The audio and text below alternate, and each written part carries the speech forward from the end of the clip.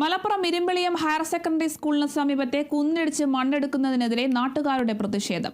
2000-ഓളം കുട്ടികളുടെയും 10ഓളം കുടുംബങ്ങളുടെയും ആശങ്കയെ മറികടന്നാണ് സ്വകാര്യ വ്യക്തിയുടെ കുന്നിടിച്ച് മണ്ണെടുക്കുന്നതിന് അധികൃതർ അനുമതി നൽകിയിരിക്കുന്നത്. മുണ്ടക്കൈക്ക് സമാനമായ ഒരു ദുരന്തത്തിന് വഴിയൊരുക്കിയാണ് പഞ്ചായത്ത് അധികൃതർ ഇരുമ്പളിയത്ത് മണ്ണെടുപ്പ് അനുമതി നൽകിയതെന്ന് നാട്ടുകാർ കുറ്റപ്പെടുത്തി. ഇങ്ങനെ മണ്ണെടുത്താൽ സ്കൂൾ തന്നെ ഇല്ലാതാകുമെന്നും കുട്ടികളുടെ ജീവൻ അപകടത്തിലാകുമെന്നും നാട്ടുകാർ ആരോപിച്ചു. കുന്നിന്റെ താഴ്വാരത്തായി നിരവധി കുടുംബങ്ങൾ താമസിക്കുന്നുണ്ട്. ഇവർക്കും ഈ മണ്ണെടുപ്പ് ഭീഷണിയാണ്.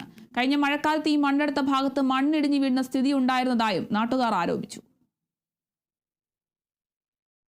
ഈ സ്കൂളും പിന്നെ ഈ മണ്ണെടുക്കുന്നതും കൂടി ആകെ 100 മീറ്റർ വ്യത്യാസമുള്ളത്. ഇത് ഗവൺമെന്റ് ഹൈസ്കൂളാണ്.